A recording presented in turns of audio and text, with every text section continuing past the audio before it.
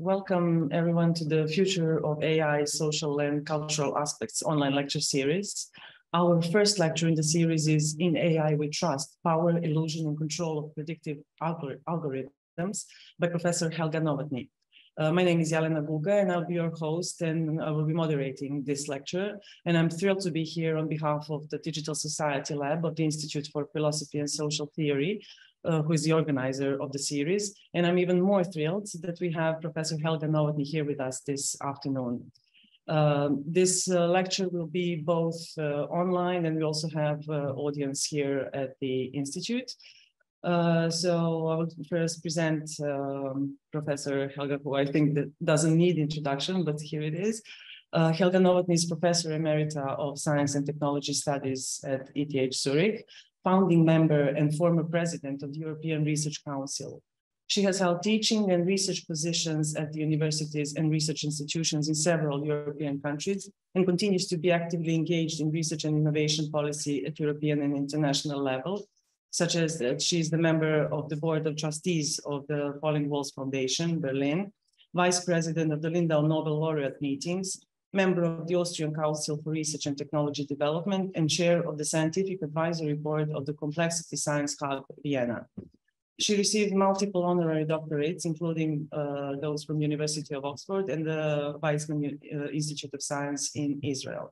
Her latest publication in AI We Trust, Power, Illusion and Control of Predictive Algorithms has been published by Quality Press in September 2021, and it was also translated in Italian and Spanish, and Chinese and German translations of the book are underway.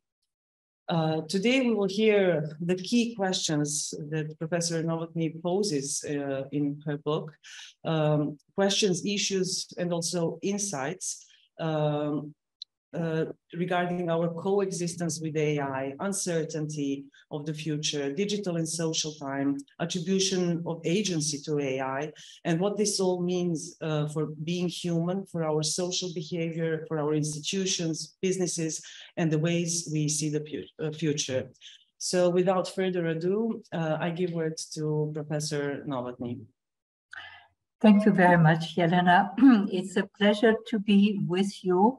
But of course, I regret that I can only see a few faces, names, but that I'm unable to interact with you in a personal manner, which I very much would enjoy. But there might be a time when it is possible to meet. Now, as you have heard, the book has been out for 1 year. And everything that is connected with digitalization and artificial intelligence is a very fast-moving target. And we have gotten used to the fact that almost on a weekly or daily basis, we read about news, the latest developments, new questions that come up. You may have heard that one of the more recent news that always cause some excitement, anxiety, discussions, has been about generative AI, the GPT-3 version, an AI model that allows to draw images from processed texts. And one of the developers made hit the news because he was convinced in doing so, he had encountered what he called a sentient AI. In other words, he was convinced that there's consciousness. We don't know what consciousness actually is, but he was convinced that this AI possessed consciousness. Now, this was quickly denied both by people who work in the field, but also by others. But it is the kind of news that keeps being taken up in the public discussion, in the public perception.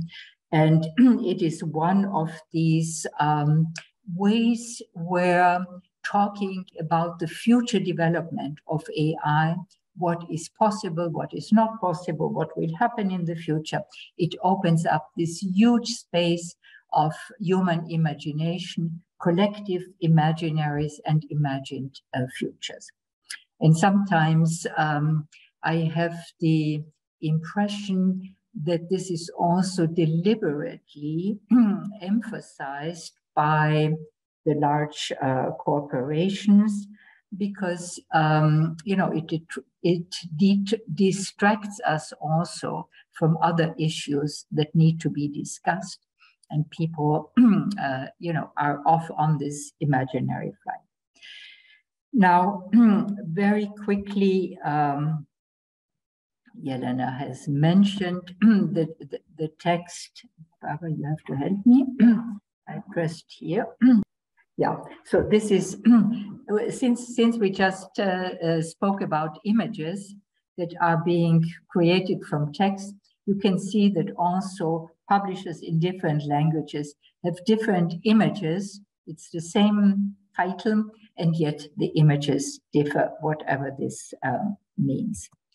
Now, this is a quick overview how I will use my time with you. First, I want to take you briefly into my own journey. I call it the journey into Digiland. What brought me to write this book? What are the kind of expected and unexpected ideas and conversations that I encountered? But also moving on then to ask the question, we have had technological paradigm changes a number of times. What is different? This time, I will enter the discussion about the temporalities, digital time machine, then move on to predictions, and end up with an outlook on the future and the various issues that are connected with it. Now, the personal journey into Digiland, I want to briefly say something about my background. Jelena already mentioned, I come from the STS community, Science Technology Studies, and as such, we are interested in the way how technological artifacts, science in general, but also technological artifacts, how they emerge, what they do in social interactions, and how also various kinds of strands come together in shaping a technology. It's not just automatic development, but rather there are markets, there are political considerations, there are latent needs that play a role in innovation, and so on. I also, and Jelena mentioned it, have a long-standing interest in social time, and therefore I was particularly curious to see how our interaction with these digital machines, digital devices, have an impact on the way how we experience time, and whether there is a new added dimension that was now realized by what I call digital time. And last but not least, as the title suggests, there is trust, but there is also distrust. And we live at a time when we are drowned in fake news, and the question of trust is a very central one.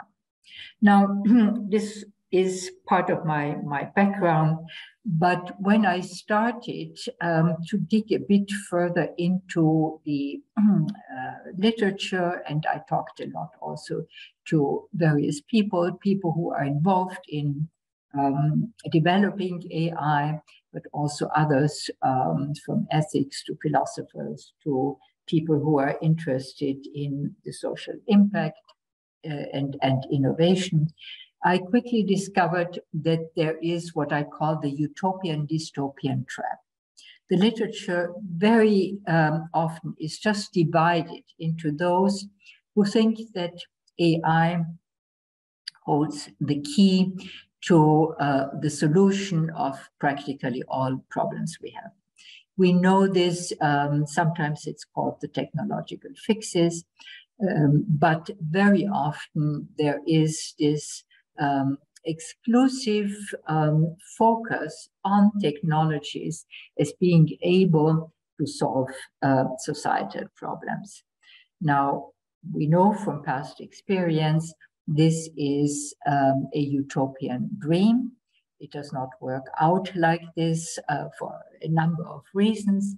But it's interesting to observe that with every new technology, this utopian dream is being revived. And some of you may even remember when the internet started, how many dreams of sharing, democratization, and so on were embedded in this shaping of a new technology.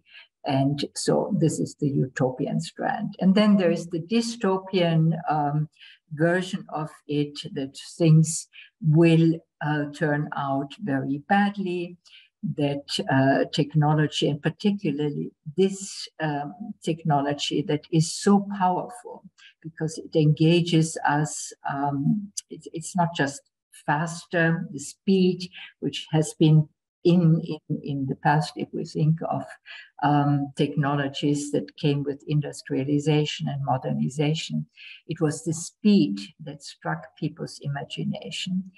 It's now much more than speed, and as the term intelligence suggests, it is something that has to do also with our human cognitive habitus, our emotions, and therefore these digital technologies might at one point, overtake us, the singularity that Kurzweil spoke about a long time ago.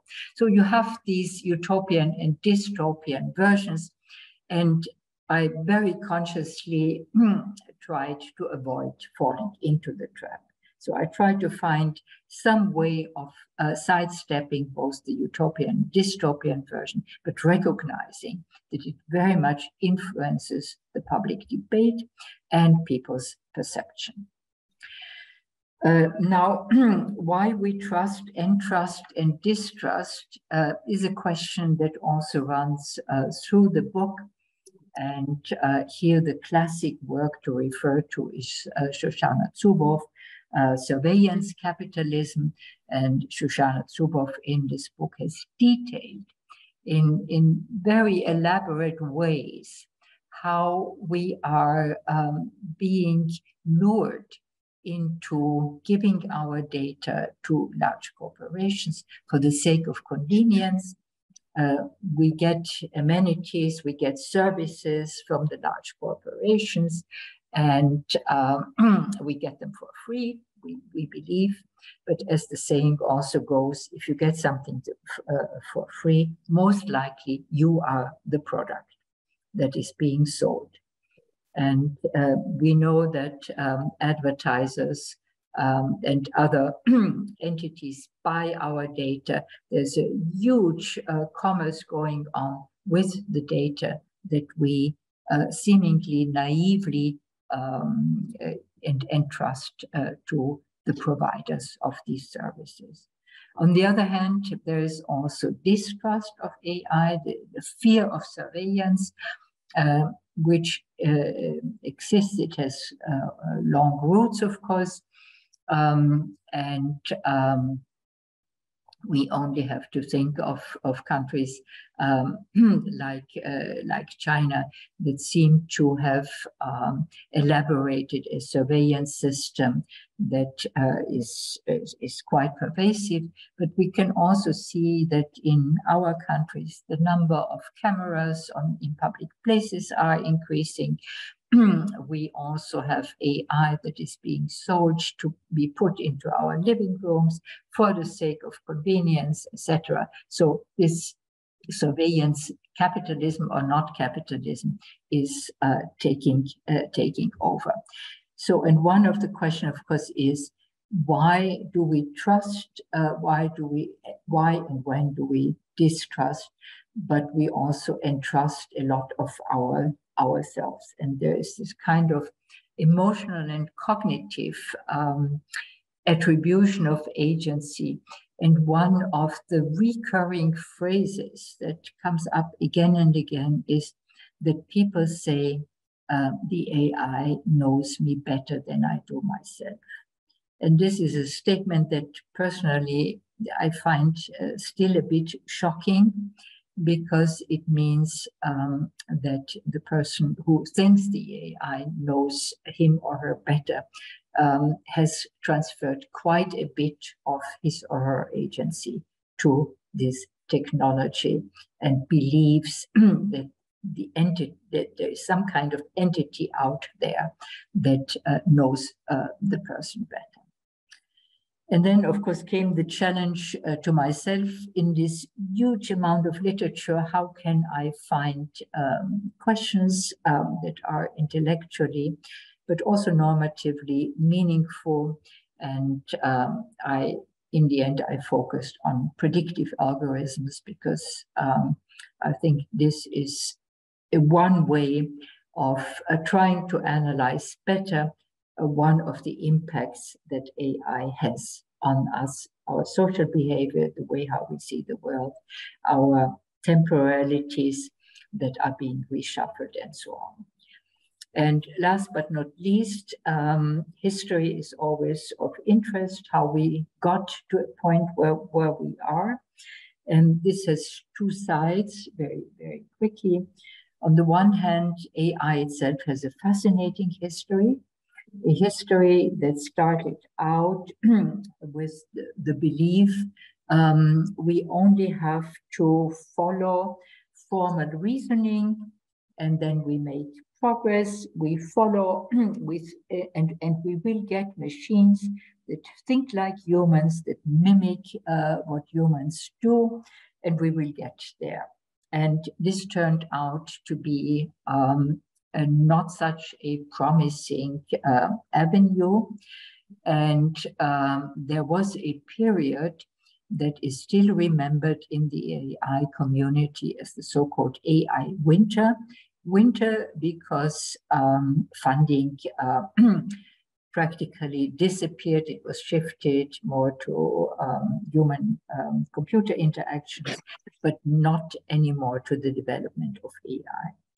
And then the winter turned into a spring, because with neural networks, the foundations were laid for what we have now, a very efficient way of processing the data with ever more sophisticated algorithms that do machine learning, deep learning, GTP3, and the goal is, of course, to continue and to also move towards being able to have a causal inference. It's a fascinating story because it starts out with the belief in reason, then the discovery. No, we have an architecture that works, that is efficient, even if we don't quite understand why, but it is efficient. And so right now we are on this co-evolutionary journey of humans with the machines they have created. But where we are now, we have to realize it depends on unprecedented computational power that we now have, algorithms, but also data. We have an enormous amount of data that keeps being continues to proliferate. We also have a largely invisible infrastructure that uses a lot of energy. And now, since we are at a period of time where we have to think about where our energy comes from and how we can be more efficient in the way how we use energy, blockchain models and so on are being rethought in order to reduce the energy needs. So this is just a very quick impression so that you know a little bit about my journey. And I think it's always interesting when you meet an author to hear a little bit more about, you know, what has been driving the person writing the book and getting the book out. Now, I mentioned that you know, technology and innovation is very much at the forefront of what governments want, and of course one can take the point of view, well, digitalization is just another paradigm change, a socio-technical economic paradigm change. There are people who speak a lot about radical innovation or disruptive innovation, the kind of innovation that will change how the economy functions, how society works. And from this point of view, of course, it invites comparisons to other socioeconomic paradigm changes, like industrialization, the first big wave that enabled economic growth at a massive scale. But also you can go and look at the way how electrification changed the way how a society was functioning. It brought light to the villages, it changed the urban environment, but it also enabled, by having the small electrical motor, to put manufacturing and the economy on a different footing. And there are economic historians, and Carlotta Perez is one of them, who looked at, from an economic historical point of view, what happened in the past. And Carlotta Perez comes up with the finding, and she says, whatever the nature of the technology and the paradigm change was, there was, in the end, this very strong concentration of economic power. The winner takes all. And she describes the mechanisms through which this happens, but the winner takes all. And what we see today, and the data on this are very clear, we see this enormous economic inequality arising of a very few people that are concentrating the economic power in their own firms, in their own hands. And of course, the digital divide in society is one of the preoccupations that come with it. And Carlotta Perez says, well, in the past, at least, unless there was the political will, but also the political possibility to regulate, which means breaking up concentrations, the kind of trust, economic trust that had to be broken up in the US, for instance, this concentration of economic power will continue. And then we also see, if you only look at, from an economic point of view, the firms, we see that some firms are able to take the most out of it. So there's also a kind of digital divide, not just in the population at large, but also among firms, which I find quite interesting. So it drives the answer of what is different this time, looking at historical precedents, and as far as you can draw conclusions from this is regulation is very, very important. We have to think about AI governments, but something that is different this time certainly is the global nature of digitalization. And the global nature means that there is not one place in the world, in our globalized world, that is not touched by it. And we see the emergence of these three different blocks, not just in terms of geopolitical power, but also with regard to AI. China has a very different way of AI governance, which means it's the government itself that is in charge. In the US, It's the belief and the trust in the markets will regulate themselves. If the government tries to regulate, it will stifle innovation, and therefore this is not an option. And Europe, at least on the EU, tries to come up with a spate of regulatory acts. There's now there's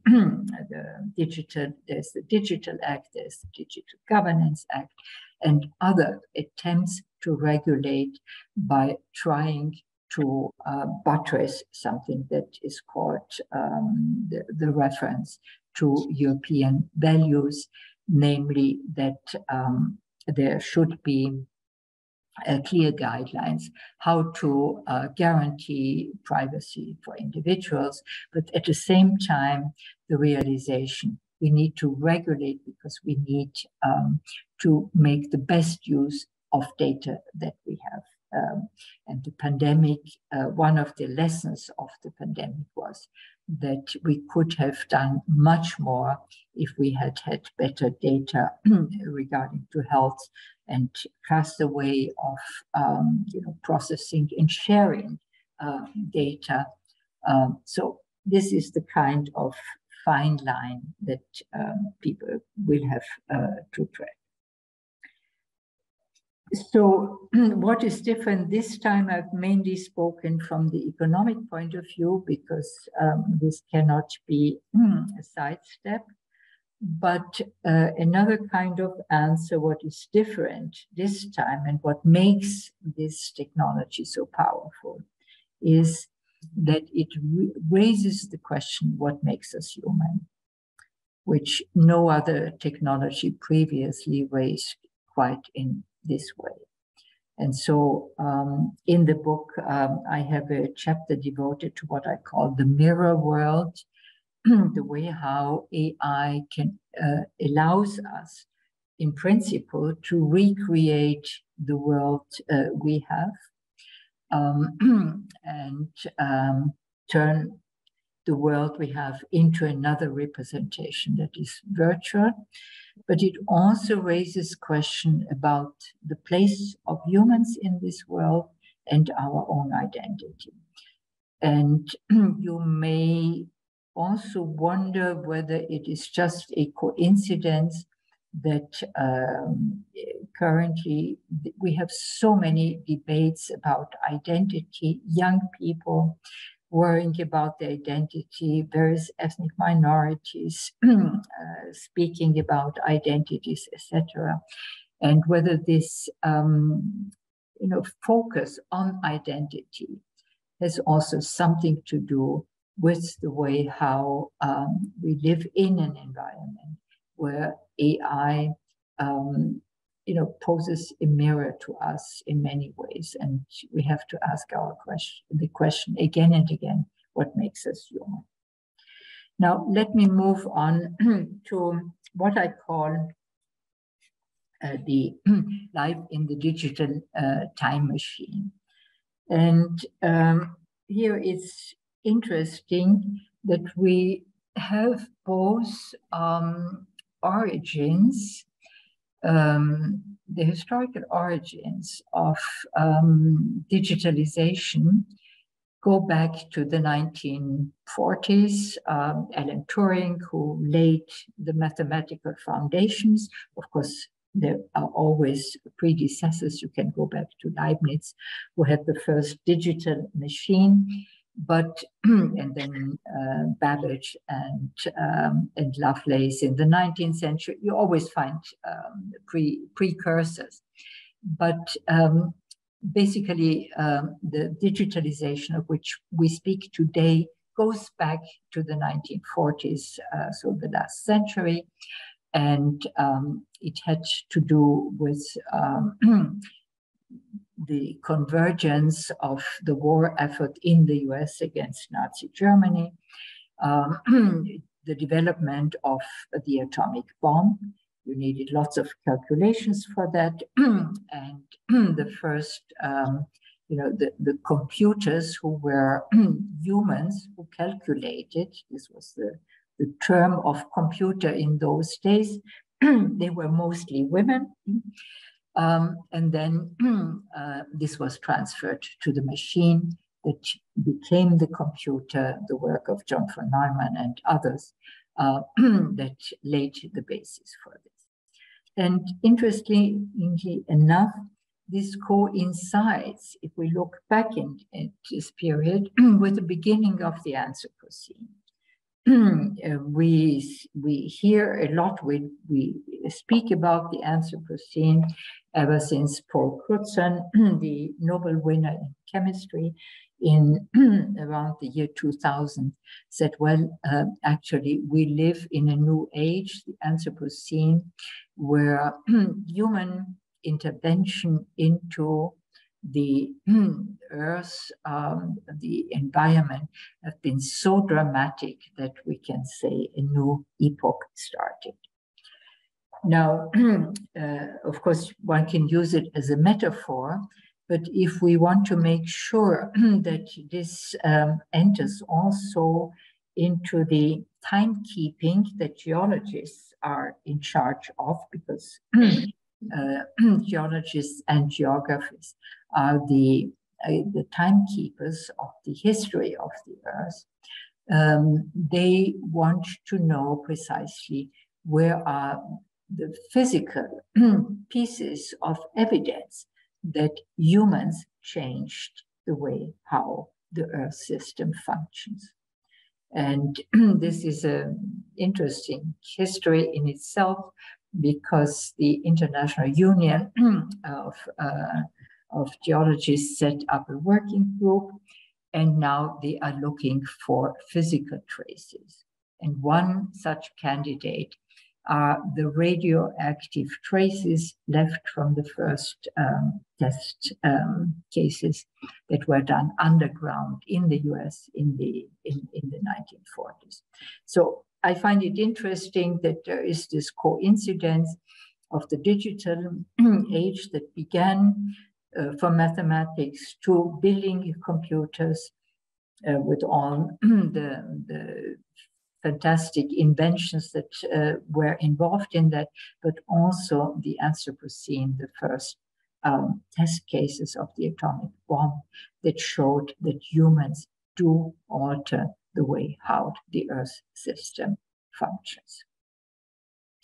Now, this means also to raise the question with the widespread distribution and use of computers, has a new temporal dimension been added. Normally, we speak about physical time, the time of physics, where you cannot really distinguish between the past and the future. Makes no sense if you only look at physical time.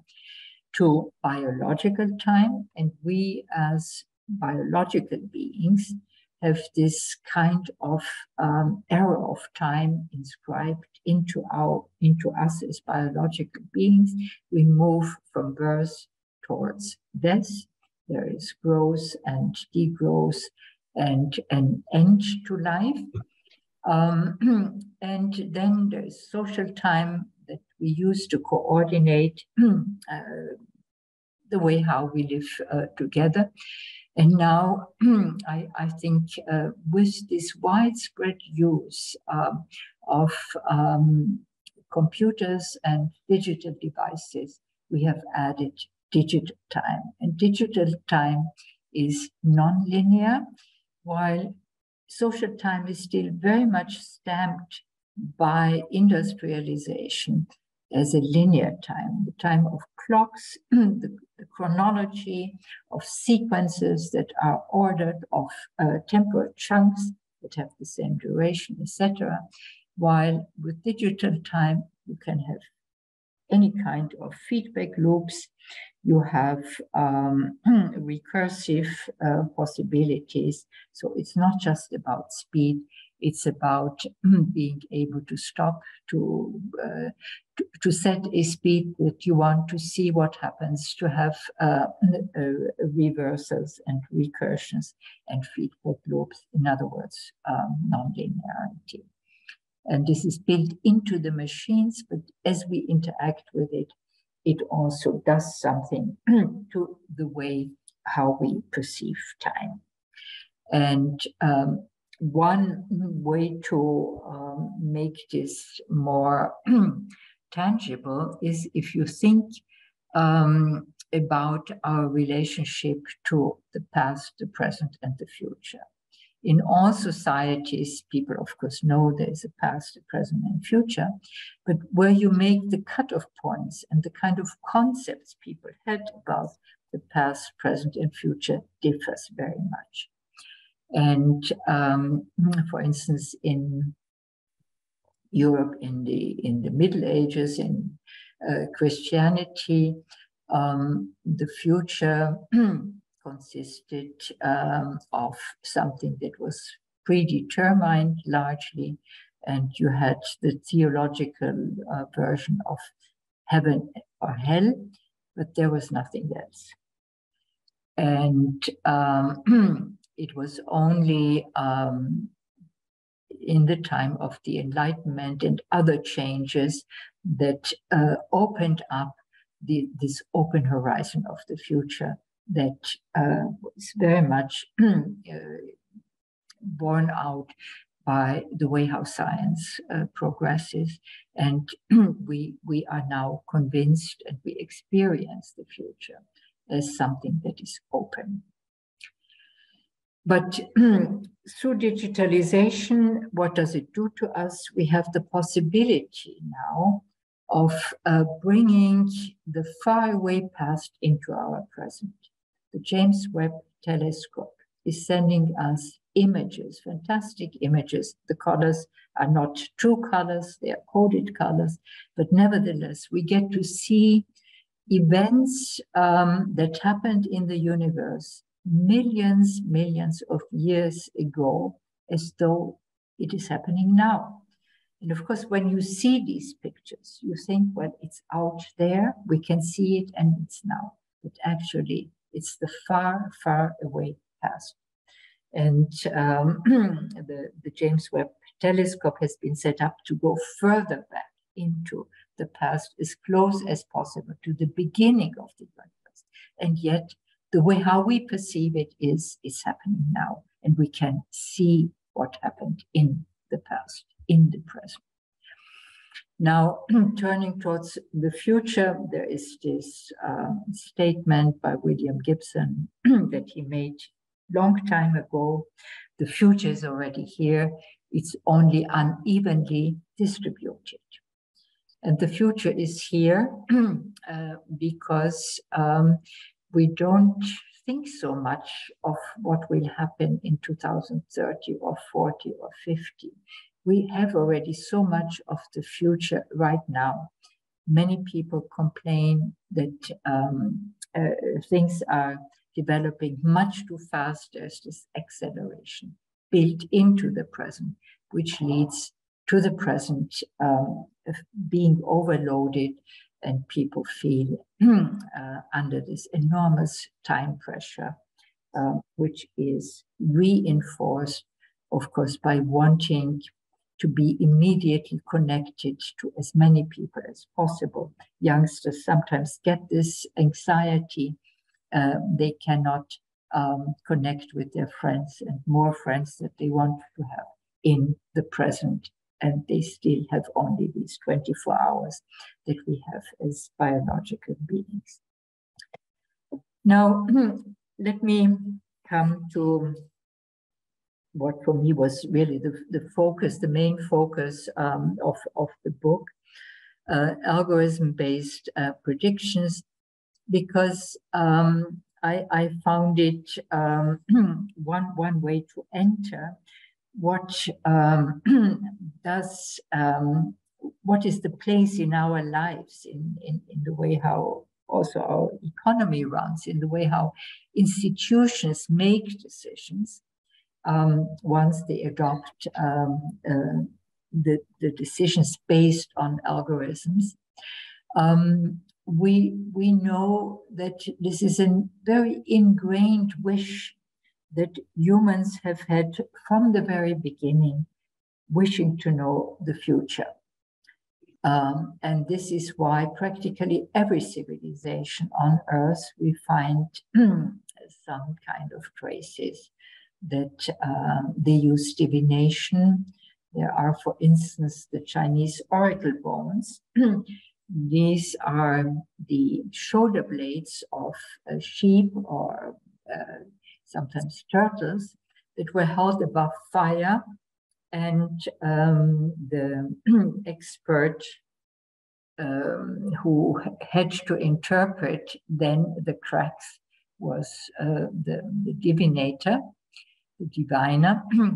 And some people believe that these were the origins of the Chinese script, because they had to read what the future holds based on these oracles. And there are many other ways how people were devising oracles from what they could take from their environment, but driven by this very intense wish, I want to know the future, to prepare better, to be able perhaps to evade the bad oracles, and you know, all these stories that in the end people try to evade their destiny, but they are caught in the end by destiny. So there is this wish that leads us still, we may no longer practice divination, but we are still interested and actively engaged in writing foresights. Governments, businesses want to know what will the next 10 years bring. And now we have predictive algorithms that are supposed to help us to reduce the uncertainty that comes with looking into the future.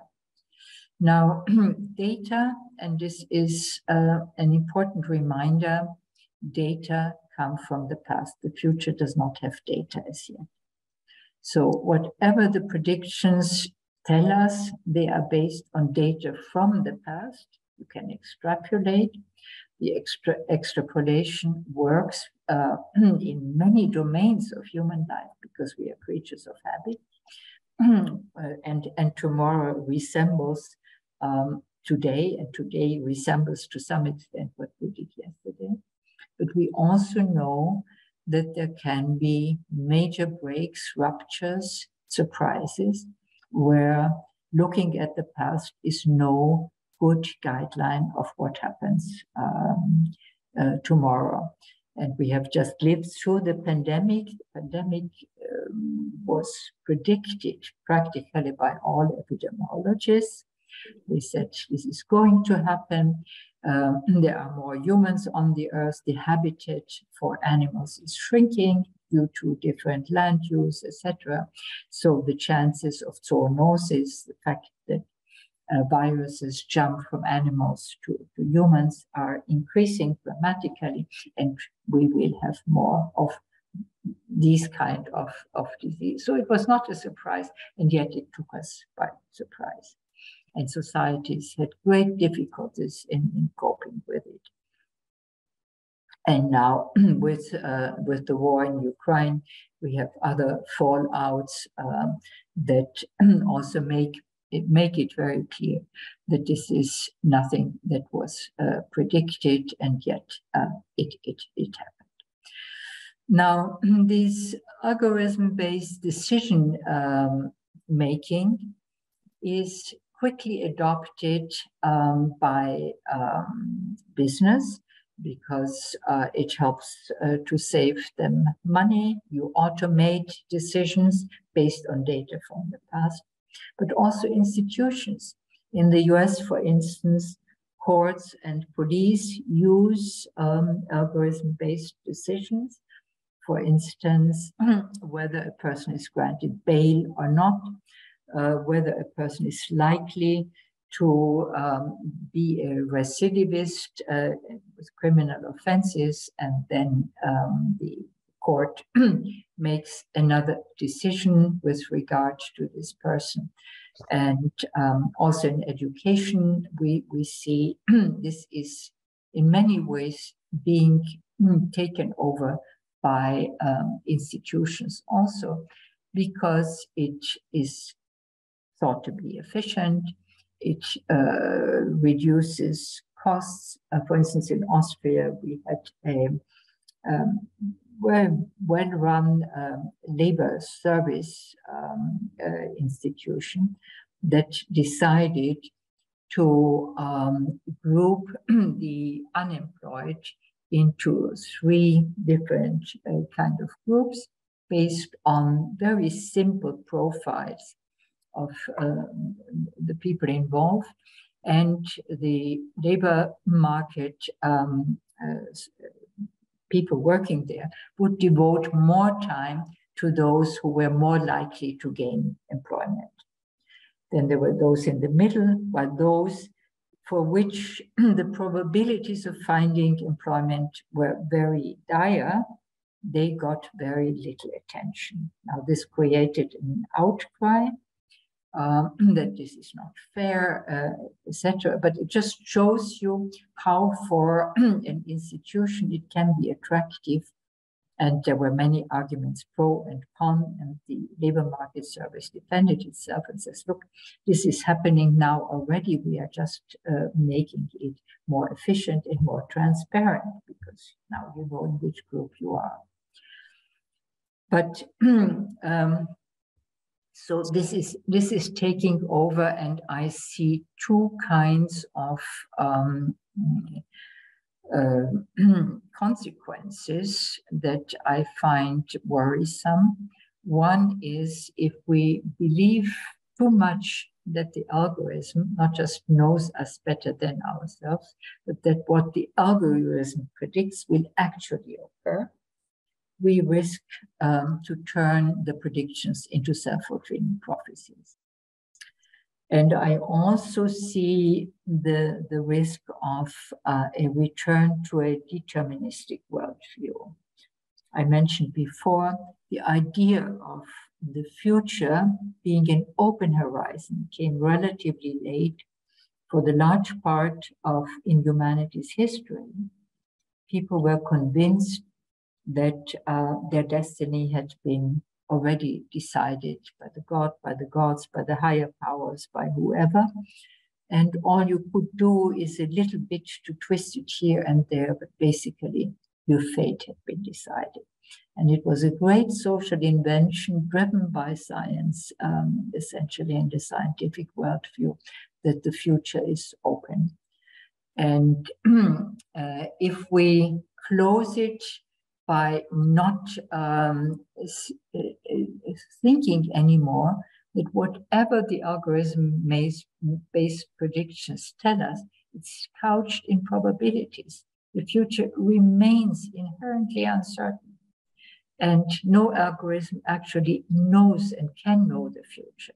It can extrapolate from the past with certain probabilities what is likely to happen, but it does not know the future because the future remains uncertain and it remains open.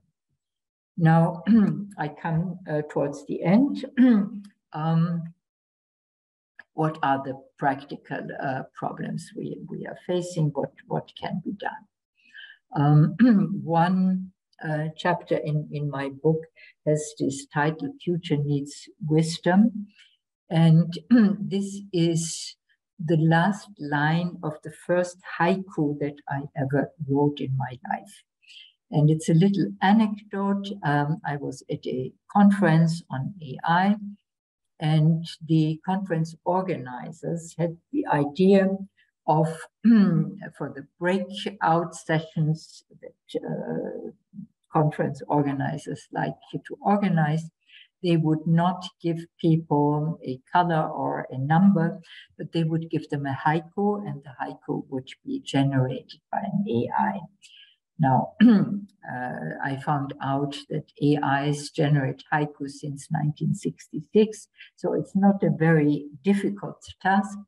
Anyway, so the haiku of my group, I thought it was an awful haiku, not well done. And on the way back, sitting in the plane, I thought maybe I can do better. And I wrote my first haiku, and the last line somehow stuck with me: future needs wisdom. Now, what I mean by this is how can we encounter the kind of challenges that AI brings with it.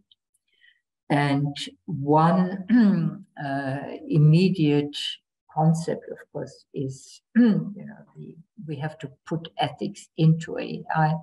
We know that there are all these biases. The biases come from society. We all have biases, conscious and unconscious.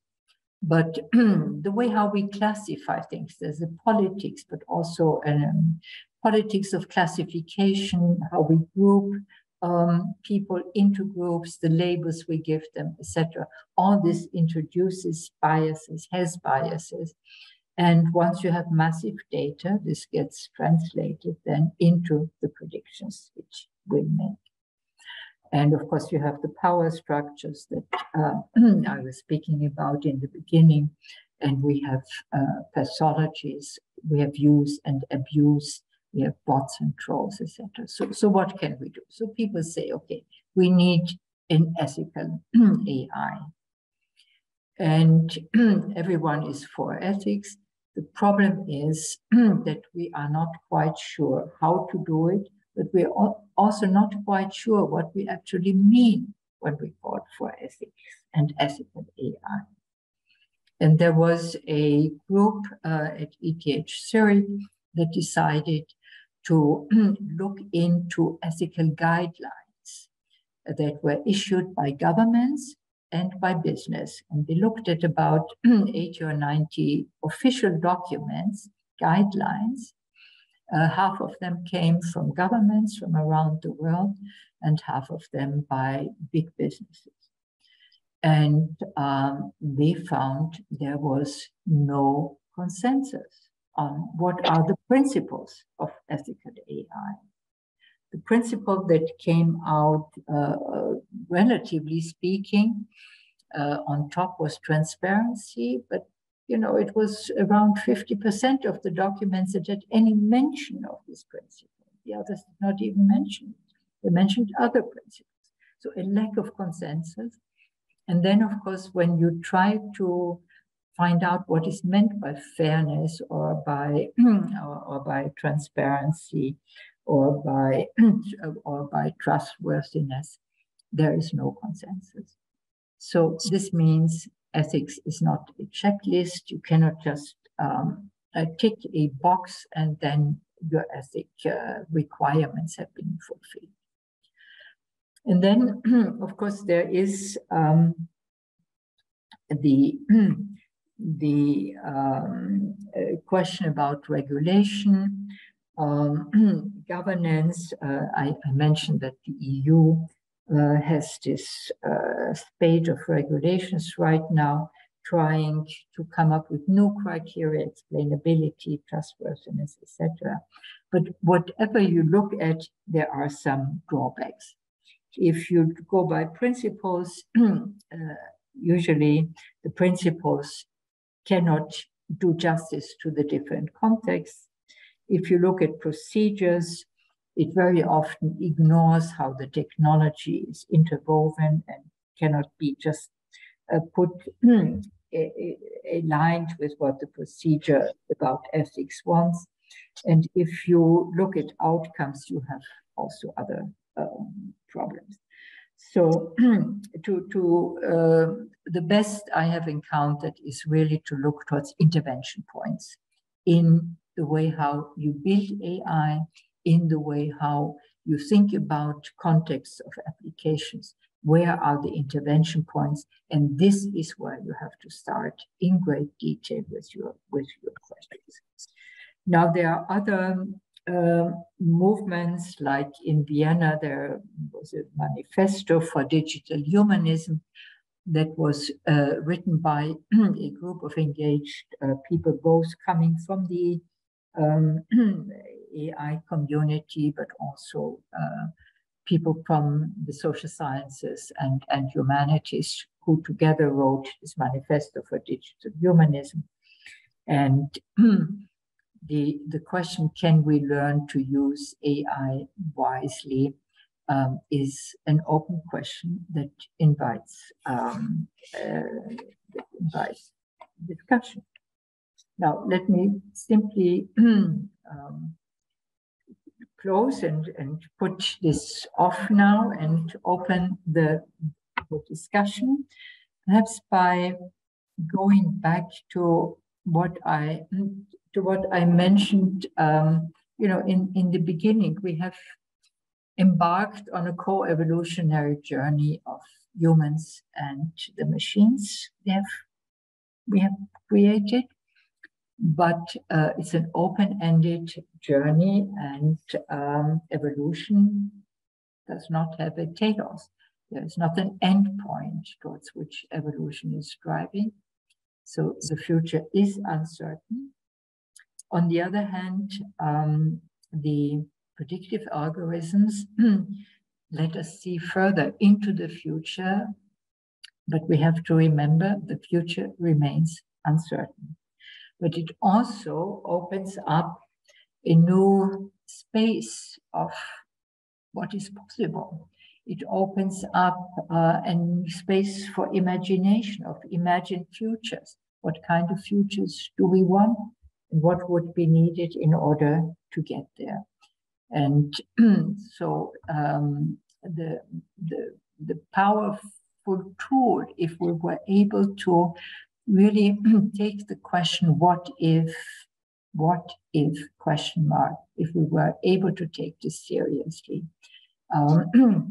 would we be able to use the tool in ways that answers to our deeply seated wish to have a better future and to be able to work for it. So I will stop here, and I look forward to your comments and discussion.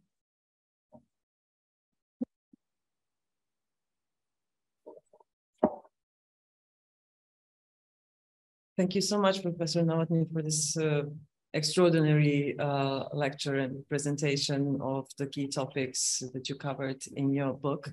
I have many questions, but I will start with only one and then let other people, both here present and online, to ask questions. So I'm curious, not since you published this book, but since you handed in the manuscript, it's been, let's say, 2 years, maybe more. Has anything changed in your thinking, or has anything new happened, or is there anything that you haven't covered but would like to cover now? Or to ask it another way, what is it that you're working on now, which is related to the topic of predictive algorithms?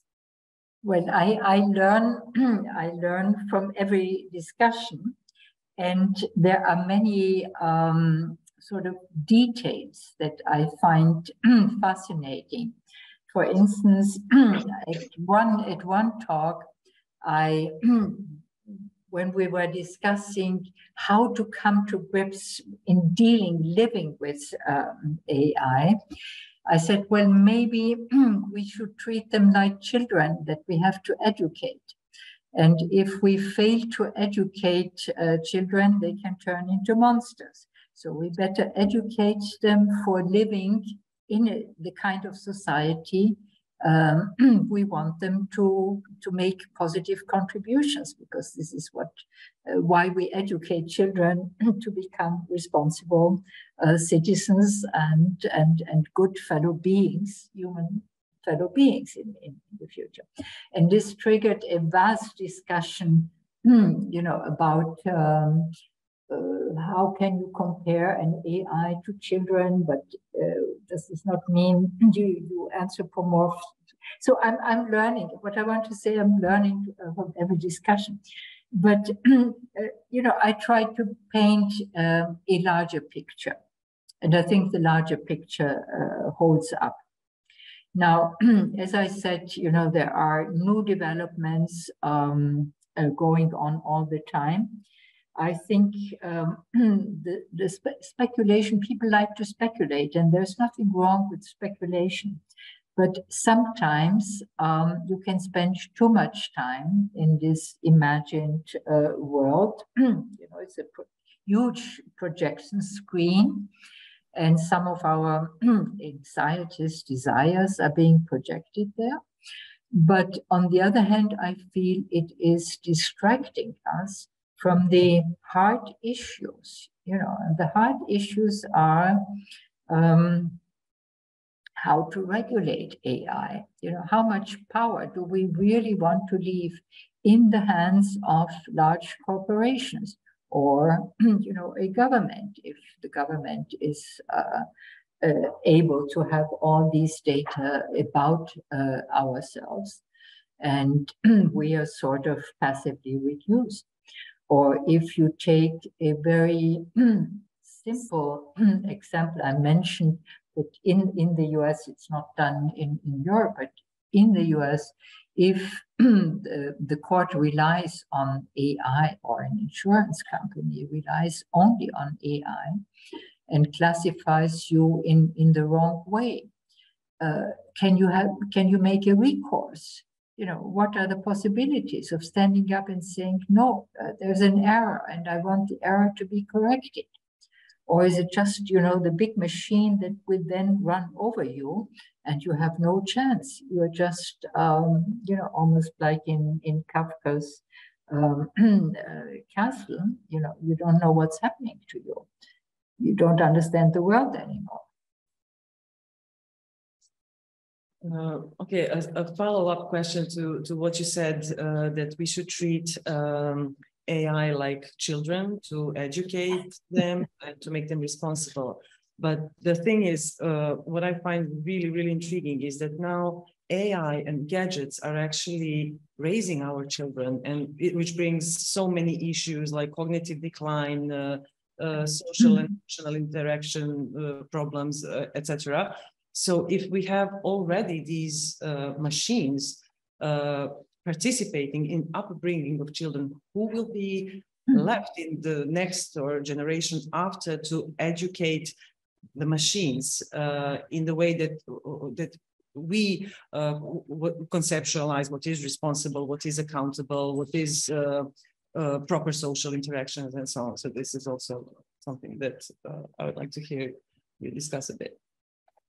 Well, this is, you put your finger on one of the many, hard issues, I would say, who designs, for instance, the educational software or even the hardware, giving children a doll to play with an inbuilt machine that speaks to the child, that elicits certain utterances from the child.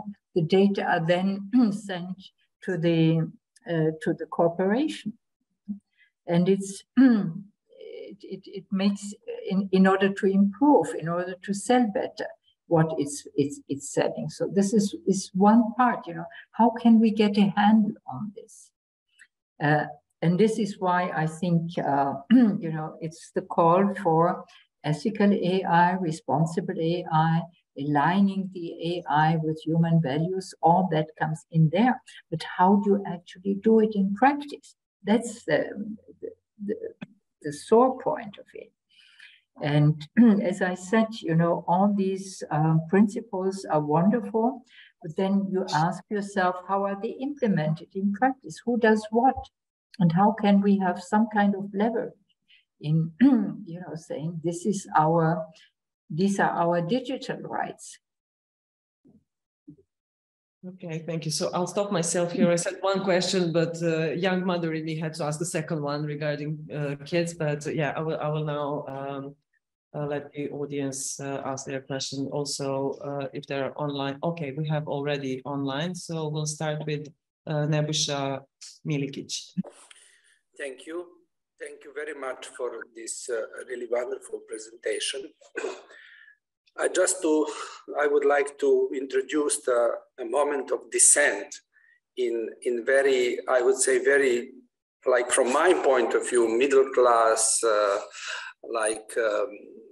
more or less affluent, you know, like representative of cultural creative class as well, you know. From my point of view, it's a beautiful story, I have to say. Like, but recently I participated in a debate that was concluded with the demand that, in fact, the condition that if a working class, global working class, do not take technological development under its own control, global middle class, in fact, bourgeoisie, global bourgeoisie, which according to Piketty is reproducing itself now as a medieval feudal class.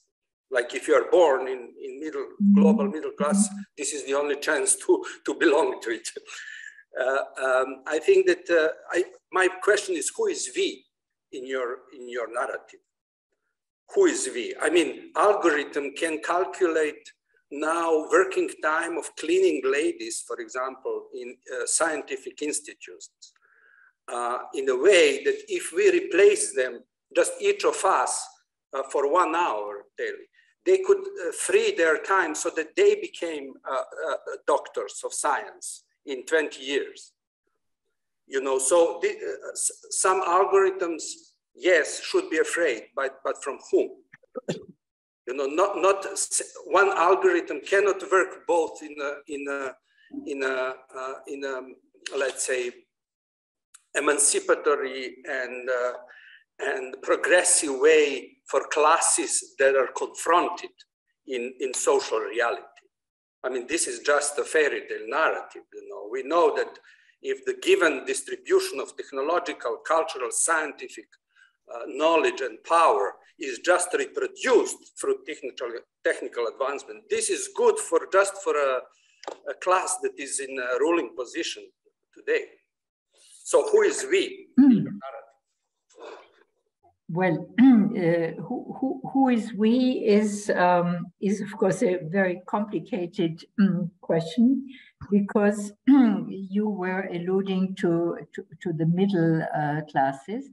Now, what is interesting is that we see a decline, an economic and also status decline of the middle classes in Western countries, Western industrialized countries, while you see a rise in Asia.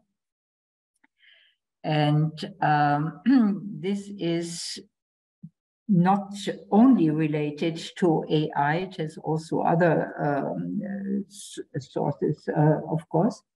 But the fear is that through AI, typically the middle class jobs will go first. I mean, this started with automation a long time ago, and we have an ongoing discussion among people who try to assess there will undoubtedly be new jobs that are being created, but there will be also other jobs that will disappear. But nobody can tell you, and nobody knows, will it be fast enough that new jobs will be created, or will there be a sort of decline of jobs being taken over, even, you know, lawyers? You have automation, you have AI that sifts through your documents, you know, what a human lawyer would do in a law office before. And now it's done with a machine. So will the person be able to shift to another job, or what will happen? And nobody can tell you, will it be fast enough? Will it be sufficient numbers of new jobs? And this is, of course, a question: how do we approach work? What is the value of work? How much work will we do? You know, Keynes made this famous prediction almost 100 years ago, when he spoke about the economic future for our grandchildren. A famous speech that he gave at the University Club in Madrid. And he spoke in 1929. This was the year of the Depression. People thought he would speak about the Depression. No, he spoke about the future. What will happen 100 years from now? And of course, he was only thinking about the industrialized, developed world. The rest of the world he did not even think about. While now we have to think about it. But one of the predictions that he made, in the sense of saying, well, you know, we will be so much better off economically, etc. All this more or less turned out to be true. But he also said, 100 years from now, our great-grandchildren, we will only work for 18 hours per week. And you know, we still have a few years, but maybe we will have to reduce the number of our working hours in order to have a better distribution of work. And what you are now seeing after the pandemic is that many people have decided to live a different kind of life. They are not going back to their jobs anymore. And it's not only people in tourism or in working in coffee houses or nurses. It's even PhDs and postdocs. There is a lack of postdocs that started in the US and it's now reaching also Europe. You are a PI of a scientific project, you have gotten money and you don't find the personnel anymore. The postdocs say, you know, we are not paid very well. We have to have all this readiness to move, mobility, and after all, you know, I want to live a different kind of life. So much is being, you know, being transformed, and so is who we are. Different kinds of people in different roles and functions. So we are, in the end, it's. We are humanity, but of course, you know, we play many different kinds of roles in different parts of the world under different circumstances. Thank you, Helga. We have also another, we have a few more questions here in the audience. So, come here, Mike.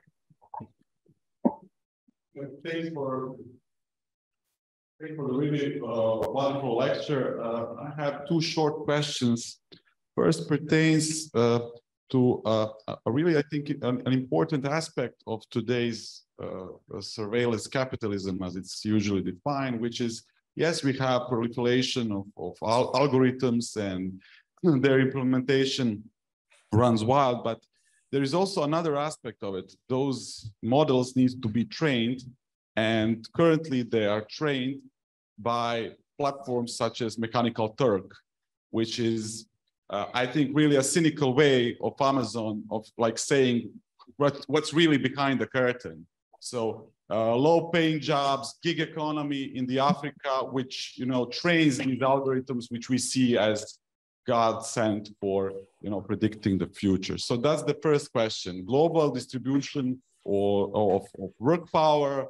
And if proliferation of AI means also proliferation of actually really bad jobs for us in the relatively near future. So that's the first. And the second one is, I think that also when we think about regulation of AI, we need to think in terms of intersections between various types of knowledges. So AI as itself, it's like, yeah, as it's famously said, as a black box, but when it's interconnected with, for example, neural marketing or stuff like that, then we have a huge issue. We have exploitation of some kind of cognitive biases, where you basically rob people of their attention. You play on the worst you know, card of humanity, and then that can become a really bad self-fulfilling prophecy. So your comments on this, and really thanks for a really enlightened lecture. Well, you know, I can only agree with you. There are these poorly paid jobs, repetitive jobs that are also encroaching on what we do as academics. And if you think of, for instance, survey research in the social sciences, by now, you know, it's so much cheaper if you just let an AI come up with questions, answer questions, etc. And we have to be very, very careful, because in the end, we are also destroying our knowledge base, because we are uncritical, we hand over things, we are not in control anymore of what we do. And then there are these people who take, it's the gig economy, or whether you sit on a bike and you bring food around the city, or whether you sit in front of a of a computer and you're like a monkey tapping on a typewriter. It's an awful thing to realize. And how to stop it? In the old days, there were trade unions, who tried to organize against exploitation. So maybe we need a revival of trade union type of thinking, of people to say, we stand up and workers have certain rights and we are willing to fight for it. And when it comes to, the kind of exploitation that it's already rampant. And if you think of the very clever ways of getting people addicted, it's not just youngsters, it's getting everyone addicted, because the people who set it up know pretty well how you can get people's attention, their excitement. You want to play, you want to find the outcome. You have certain parts of your psyche involved in playing in certain styles. And they know how to make you come back and wanting to do it. So what can you do against it? Like other forms of exploitation, you have to make people realize they are being exploited. You have to, appeal to their will to resist and give them the means and resources to be more resilient. But it's an uphill fight. Next, I'll take one online and one live question. So next one is from Smiljana Antonijević, who is online. Thank you, Jelena, and thank you, Professor Nowotny, for a really wonderful talk. I have one comment and one question. I actually wanted to go back to something that you started with, talking about mirrors and mirroring of our world, and that's something that I've been kind of interested in for a very large part of my work on digital culture and so on. And it's always been interesting to me how, when in the 90s we focused on virtual communities, virtual identity and things like that, it was actually all rethinking of our real life, so to say, and how new technologies inspired us to do that. And I find it really interesting to go back also to education, that it seems to me to some extent that these debates about ethics and, like we're discovering now that people classify each other in biased ways and treat each other in biased ways and things like that, as if that has not been part of our reality all along. So that's, and I absolutely agree, of course, that we do need education in terms of ethical education, critical thinking, and critical analysis, and so on. I do want to bring one more maybe point of, I don't know, not really to play the devil's advocate, but to some extent at least, which is the value of technical education and understanding. I'm, as a disclaimer, I'm an academic turned a researcher in Silicon Valley. So I'm, working now with that community of people who are working extensively with AI. They are what they're doing, and predictive analytics comes as super important, where you are observing and trying to monitor huge computer networks. So our entire electric grid, or hospitals, or banks and things like that. So in those instances, being able to predict or to get an indication of any kind of anomaly or something like that is super important. Not because they think that that's something that is predetermined and they're just passively going to accept it, but in the opposite direction, because it is an indicator of something that might happen, might cause a problem, and gives them an ability to act in a proactive way and to prevent the problem before it actually occurs.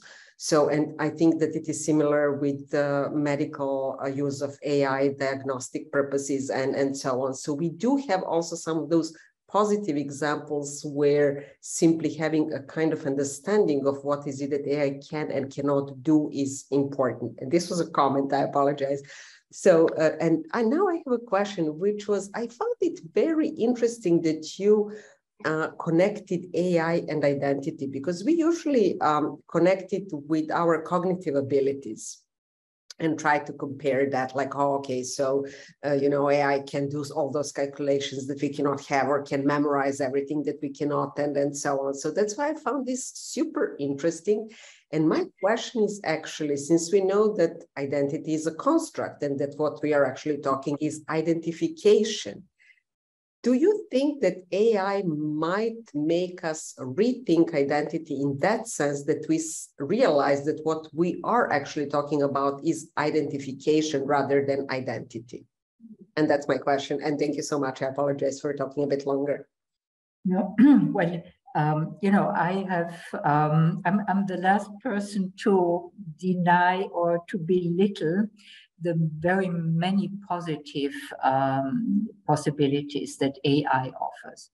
And for instance, now this wonderful, the folded protein, you know, this was an exciting citizen science project some 15 years ago.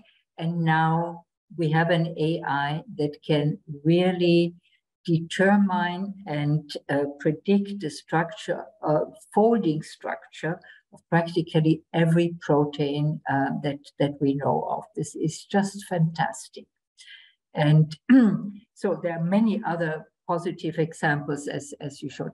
I focused more on what happens when we interact and when the AI, you know, is inserted into social behavior, the way how we live together. And this, of course, brings me also to the question of identity, because in the end, it's a construct, but it's above all a social construct, because your identity is something that is built by the way how others see you and what others recognize in you. And this has to be taken into account. But if we open it up to this virtual space, where you have so many different possibilities of constructing, on the one hand, you know, it may help us to understand better the mechanisms. But on the other hand, it may also, you know, trap people who are not able to just see the mechanisms and critically draw their own conclusions. But then they are completely at mercy of how others perceive them, or how they perceive others to perceive them and to see them. And then you have these girls or boys, you know, who are just, and the puberty age is a very vulnerable age. But then it is possible that they are completely unable to cope because they are not able as yet to see the construction. So you can only hope that we, as human species, we continue to evolve also our cognitive abilities, and that AI may also help us in this respect.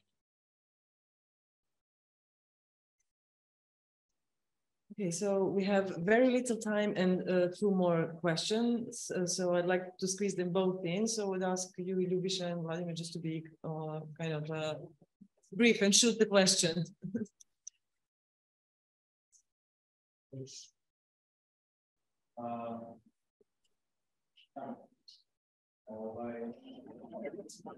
I don't hear you well. Please speak louder. Hello. Sorry for these thunderbolts are, maybe you heard. Thank you very much for this inspiring. Please speak louder. Okay, thank you very much for this inspiring lecture, Helga. It all started as our colleague Vladimir Cvetkovic was present on a presentation, or rather pre-presentation of your book in Vienna. He will speak after me. He has some question for you. And he introduced your exciting book to the colleagues at our institute and to the colleagues at Digital Society Lab. So we used your book extensively. For example, I cited your book in my book that I published after. And also, so it started like that. Also, our director and Yelena agreed that it would be amazing if you could give a lecture like as you did now. So we are very excited about that. And we would be even more excited if you could accept our invitation to join us in Belgrade and first to take a look at the Belgrade Digital Freedom Declaration or Act, something that corresponds with the similar document from Vienna. But we think it's very important because it introduces recommender algorithms as common good. We think that's important, that societies can really control or rather instruct these algorithms which are used on social media primarily, which are very important. We have seen polarizations, echo chambers, fake news, and everything that affects our democracy. So we don't think that these recommender algorithms should be only transparent, as Christine Hogan thinks, and as it is written in Digital Services Act. But we want to take a step further and to introduce recommender algorithms as a common good, as something that societies should agree upon how they should be instructed, because they affect many people around the globe and they are causes of many issues for our democracies and maybe issues related to individual happiness. So this is the thing that we would really like to ask you if you could support us in promoting this Belgrade Digital Freedom Act and come at the conference at the signing of this act. It will be a media event, and you could really be in a focus of media attention and help us bring this to the surface. My basic question after this plea to you goes around the issue exactly related to that. Do you think that it's enough to have transparent algorithms that affect many, or you think that we should have algorithms that affect many, that are really affected by society? And I see them as continuation, as a continuity of this negative news. So media used negative news and fear, and now the algorithms do the same. So what do you think about that? What do you think about Digital Services Act? You know, it's very early to judge, but you know, the transparency is the key there. But in my view, these acts and regulations, they are important, but they only are superficial, like GDPR. So they are just, you know, to make these big tech really you know, not guilty for anything, and you know, you respect these rules, people accept. I'm sorry to interrupt you, but time. Okay, the time. So this is my question, and maybe do you want Vlada, just a short, please, you can ask your question and then we can może tak. Okay, Vlada will okay. Hello, Helga, nice to see you again. Well, it was Very nice to see the here overview of your book. Well, one of the most comparisons you made with children and artificial intelligence catch me for let's say a year now. And I always, when I think about artificial intelligence, I think that it should be educated while we educate our children to be responsible citizens. Now, my question, if we educate our children to be responsible citizens, we always protect them and to keep them out of trouble. It means we try not to put them in a violent environment, not to abuse drugs and alcohol and everything. But it seems that in real life, artificial intelligence is not kept under this umbrella. We know autonomous weapon, we have surveillance. Now, my question, in which way you think this can affect development of artificial intelligence? Like in case children develop in this kind of environment are damaged for life, or this is an existential situation like a constitutive for the development, like we take, existential philosophy, like that and sacrifice and all these things are crucial for being human. Thank you. Thank you. So let me come back to the Belgrade Digital Freedom Act. So I'm not sure that I can come to Belgrade, but I would like to invite you to speak and to present this in the Digital Humanism series. We have 2 weeks, 30-minute presentation on various kinds of topics, and it's a very interesting community. I will send the link to Jelena, and the person to talk to is Hannes Wertner, and we will send you his name. And it would be very interesting because we have a wide community. So it would be very good to get both the feedback from the community, but also to become part of this community. And then, maybe something comes out of it, connections between your concerns and concerns of people who are also behind the digital humanism movement. But I very much like and support this notion of making it a common good. We have far too little focus on the common good. We have to redefine and reestablish working for the common good, because we have become such an individualized, fragmented kind of society.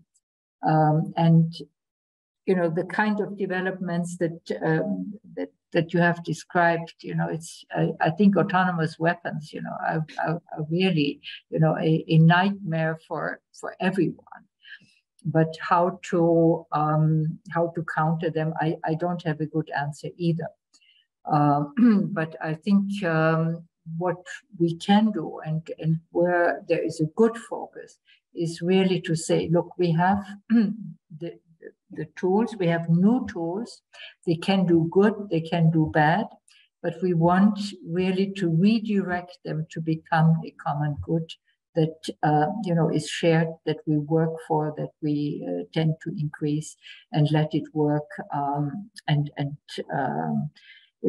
lead to the kind of society that we wish for and I think that we share. Right. Thank you so much, Helga. Apologies for keeping you slightly longer, but thank you for having patience for our curiosities and many questions. There are no more questions in the audience, so I would now thank you again very much, and thank you all for joining us online and here at the Institute. So thank you, and please take up this invitation to speak in the Digital Humanism series. Thank you so because much. I want to hear more about the Belgrade Digital Freedom Act. Wonderful. We will have follow-up emails. Yeah. Okay. Thank you. Thank you for listening and participation. Yeah. Thank you.